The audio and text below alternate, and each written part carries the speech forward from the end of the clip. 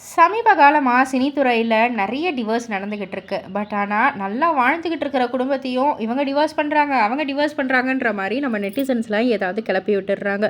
அந்த வகையில் தான் actress Sangeetha and singer Krish இவங்க 2 பேரும் வந்து டிவோர்ஸ் பண்ணிக்க போகிறாங்க அப்படின்ற ஒரு செய்தி வந்து இணையதளத்தில் வெளியாச்சு.